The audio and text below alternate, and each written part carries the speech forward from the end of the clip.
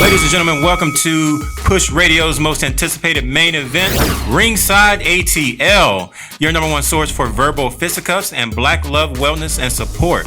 I'm your host, Tre Amazing, part-time stripper, part-time pastor, but full-time dating commentator.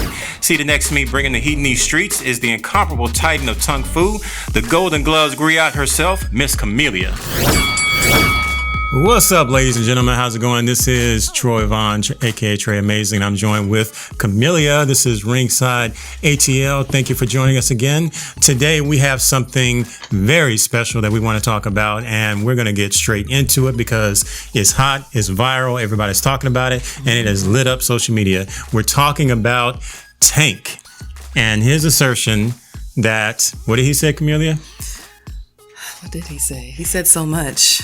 Now, for those of you who may not have been on social media or where have you been, not sure, but Tank recently did an interview with the marvelous Angela Yee. Everyone knows Angela Yee from The Breakfast Club.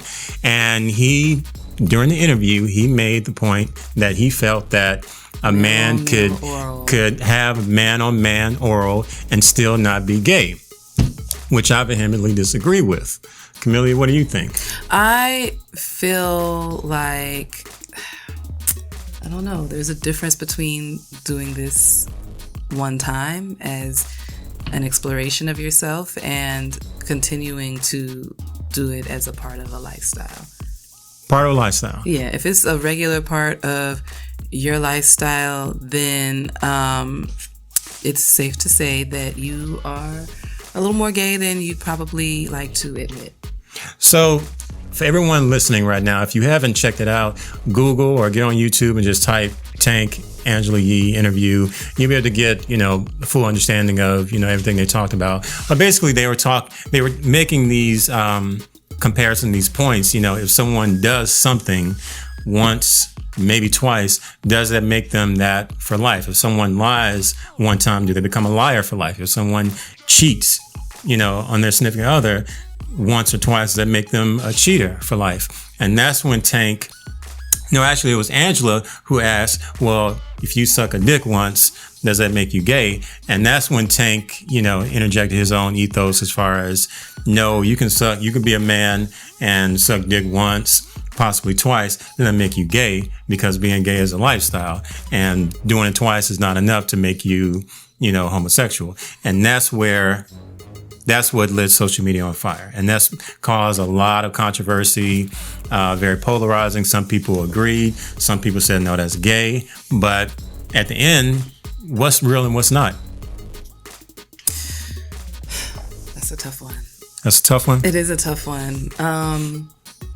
I'll stand by, for the sake of the argument, that doing something a couple of times does not make you gay for life, and if we are going to say that attraction to the same gender is what makes you gay, well, that's the definition, right? Mm-hmm. So sexual attraction to the same gender. Is a man that thinks another man is handsome but just never acted on it, is he gay? So I think what we have to do is figure out what it means to us. Is it an act, or is it a feeling, or is it? I can understand the whole. I mean, we can put this in so many different buckets. For me, and I just want to say that it's not. I disagree with people calling Tank gay, because it's not like he said he sucked dick. Right. He didn't say that. I listened to the interview. He never said that he sucked dick once or twice. People were assuming because he felt that way, he was gay. Right. Now, I disagree with that. I'm like, no, it doesn't make him gay. I disagree. What I disagree with is the redefinition or the redefining of what gay is, because I've always felt like, man or woman, if you're doing something sexual with the same sex, how is that not gay? Well, for me, I think about it almost in a clinical sense. If I'm a man and I had sexual contact with a man way back in 2000 at, I don't know, back college. In the day. I don't want to call out of school, but back in the day. And now I'm a man and my 40s and I go to the doctor and they ask me to check a box like, hey, are you heterosexual, homosexual, bisexual? Like, what are you? If I haven't done anything since then, do I check homosexual? So it's statute of limitations as far as... No, it's not just the number of years. It's just like, okay, is this really a regular part of your lifestyle to the point where you need to check that box or put a label on it? Even regardless if it's a doctor or whatever, they, if they ask you that question, are you, heterosexual, homosexual, bisexual? But what if they ask, as a man, if they ask you the question, have you ever been with a man sexually? Well, yeah, you say yes. Yes. And then typically they would be like, well, when's the last time you had contact, blah, blah, blah. And if you were like, yesterday, I think that they would test you or treat you differently than you would if you said, oh yeah, this one time in band camp. So yeah. Okay. So, and we just want to put it out there again, because I would encourage anyone in regard to the subject matter, listen to the interview, form your own opinion, give your thoughts. It's a almost hour-long interview. They didn't spend the entire hour talking about dick sucking, but they started off. I mean, it was a good chunk of the interview, and it was Angela Yee along with 3 other women giving their opinion. Tank definitely knows how to get your attention. I'm wondering what's coming out. He has an album coming out. Oh, he does? Okay. He does have an album coming out, which... His PR is amazing. It's something. It is something, definitely. I mean, this is a great way to draw attention to the album. Whether or not how it affects his brand, I'm not sure. I'm not Well, he's always really championed for the LGBTQ community. There's nothing wrong with that. Yeah, nothing wrong with that at all. Nothing wrong with that whatsoever. He performed at, I think it was like an all-men's concert recently, and a lot of people had something to say about that. But I'm like, that man has, I think, a wife now. And he's married. He talked something to feed. I think in the interview, a couple of kids. Yeah, in the interview, he talked about being married, and, he married his best friend, and, that's beautiful. But and you're right, he's received a lot of flack, and there's been controversy in the past regarding Tank because of the Pride performance and, his thoughts on tossing salad with no utensils. And so this confession this week didn't really help as far as any of the thoughts, but it is what it is. At the end of the day, I've only known Tank as a great R&B artist. He's put out some great music. How he feels about, sex, homosexuality, well, look, that's your thing, whatever. I'm just sticking to my guns as far as the definition of gay. I do feel like, okay, if you are a man, anybody, if you're having sex with the same person, the same gender, that's gay. I don't necessarily look at there's an expiration, regardless if you did it the day before or 10 years before. I'm like, you did it. Something about it you were attracted to. Maybe you didn't like it, but there was an interest and a curiosity there that compels you to do it. I think there are people that are curious about a lot of things, and I think that a lot of black men are more sexually fluid than they would like to admit. I think that people like, Tank and Kevin Gates have admitted to certain, I won't say admitted to, but have mentioned certain sexual activity. And so many people have something to say about it, but I'm like, they're not the only ones, okay? They're not Trey Songz. They did not invent sex. All right. So nobody, okay. We're going to get back to that later, okay? We don't know who invented sex, but thank you for the invention. Please stay tuned. Don't go anywhere. This is Ringside ATL, brought to you by Push Radio. We'll be right back. If you got fast acting dial-up, make sure you find us on the interweb at ipushradio.com. Welcome back. This is round 2. Welcome back to Ringside ATL, brought to you by Push Radio. And we are just giving a recap on the whole Tank controversy. If you are a man and you engage in sexual congress with another man, does that make you gay? Is there an expiration? Is there a statute of limitations? Does it make a difference whether you did it the day before or 10 years before? What makes male on male or woman on woman sexual congress gay, or when is it just experimentation? And I know, Kimelia, you brought up earlier that a lot of people go through a quote unquote experimentation phase in college. Number one, I'm like, what if you didn't go to college? But I know you should talk about like that age range, that age when you're range. First released from your parents' supervision to, mid-20s. And of course, exploration can last a lifetime, but I do find that there is a period where people are trying to discover themselves, and they're experimenting some people a little haven't bit figured out more. who they are. That point I agree with. And it happens for everyone at different ages. We don't all know who we are. We're still, life is still an ongoing journey, an ongoing, self-exploration and discovery. That point I get. And so I don't disagree with that. So whenever this topic comes up, because it's been hot in Ringside all week, shout out to everybody in Ringside. If you've been in the group, it's been like, 11 posts about Tank this entire week, and everybody's been going in, everybody's been interjecting their thoughts.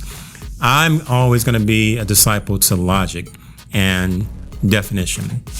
That's the reason why I'm so stringent about this. It's like, okay, he's talking about being a man and sucking another man off, two guys. And I think we all can agree oral sex is sex or sexual activity for sure. Yeah. Sexual activity. Part of sex, yeah. Okay, yeah. So how is that? That's the point I kept trying to debate. Like, how is that not gay, or how is that? And I guess the frustrating part was we saw so many comments. I mean, definitely polarizing. Mm-hmm. So we live in a society where a man, if his jeans are too tight, he can be suspect. But if he admits that sucking another dick, he's done that, then that's questionable, or there's some latitude. I think there's different people saying those things. There are people out here that think if a man's lips look too wet or are too pink, or he looks like he's got lip gloss on. Like, no, he just doesn't smoke. Like, it's a lot of people that think everything is gay. Right. But, I mean, it's definitely gay hysteria and gay pandemonium because, just like we've seen so many different things, depends on the person, but so many different things can make a person think that dude is gay. Right, yeah. His jeans too tight, or look at what part of town and he lives obviously, in. I mean, these things don't mean anything. No, they don't. Black women's gaydar is all off. I've said that a number of times when y'all talk about y'all gaydar, I'm like, y'all gaydar ain't shit. Y'all need to send it back because it's defective. It's really bad. But for me, I'm always going to go back. I'm just loyal to the whole definition of what gay and homosexual is. And like I said, if that wasn't intended, and so if Tank honestly feels that man on man oral is not gay, that's his opinion. I can respect his opinion. I don't necessarily mean that he's gay, because it doesn't necessarily mean that he's done it. Right? That's just how he feels. But come on, y'all. I agree that it is definitely a gay act, but for me, it's all about how often are you doing this? Is this something you're hopping on, one of those apps and looking for somebody to engage with every weekend? All right, you're gay. But so it's the frequency that makes it. I think it's about the frequency. How long ago did this happen? And what he said, like basically 3 strikes and you're out. And that's the point I don't get with. If you've done it more than a couple of times, then okay, at this point, if you really like this or not. The first time it might have been a dark and stormy drunk night and you ended up at the gay bar with your friends. You just found your way at the gay bar. Yeah, absolutely. The second time you can go, anybody can go to those. It's okay to enjoy different types of things. The second time it's like, I didn't hate it. Let me see. And he's right. After that second time, I think that if you like it or not. Okay, so that takes the debate to a different plateau. Okay, so we're talking about frequency. So you have to do something a number of times, or a certain number of times, in order to check that box or have that label. Or, some people, of course, we know some people don't like labels. Some people, it is what it is. And I think on the interview, if you listen to the interview, that's what they were saying. They were saying, okay, if you cheat once, does that make you a cheater? If you steal once, does that make you a thief? And so where we are now with this debate, we both can agree that it is. The act itself is definitely gay. It's homosexual for sure, yeah. Okay, we agree on that. Yeah. Woo. Boom. All right. So, but now the disagreement is frequency. I feel like just doing it one time, okay, you can, what's the whole adage? A man can sleep with 1,000 women, but if he sucks one cock, he's a cocksucker. And so I feel like, okay, if you don't want to necessarily identify with the gay lifestyle or stereotypes or whatever the case may be, that's fine. It's not required or mandatory.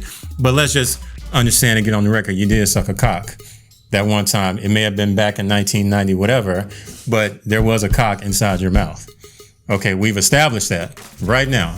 So how you want to take that and how you want to, whatever box you want to check, that's on you. But that's the thing I'm getting at is who came up with the number 3?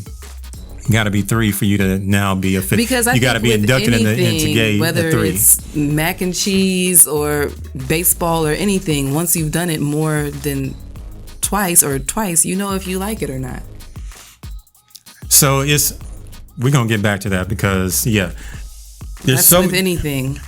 There's so much to this, okay? Please don't go anywhere. Stay tuned. We got a lot more to discuss because this is hot. This is Ringside ATL brought to you by Push Radio. Don't go anywhere. We'll be right back. If you got fast acting dial-up, make sure you find us on the interweb at ipushradio.com.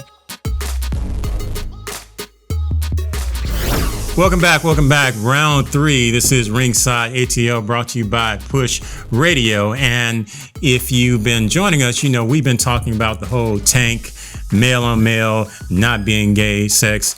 I disagree, but a lot of people feel otherwise. And so, Kimelia, to wrap things up, we're talking about this has been so polarizing and such a scandal on social media. We need to ask ourselves, why is this even a big deal? Like, why does it even matter to so many people? I think the reason it definitely matters to people is because, well, we love Tank. You know, he is great R&B artist. He's been a sex symbol for, you know, really all women, but particularly Black women for a long time. And he doesn't look gay. You know, like I said before about Black women's gaydar being pretty bad. Y'all need to send that shit back to Acme. Yeah. It's not working. A lot of the time we look at somebody and we think we know what he identifies as sexually or what he's done. And I think the great thing about this conversation being had, it's definitely brought out a lot of, you know, ugly comments, but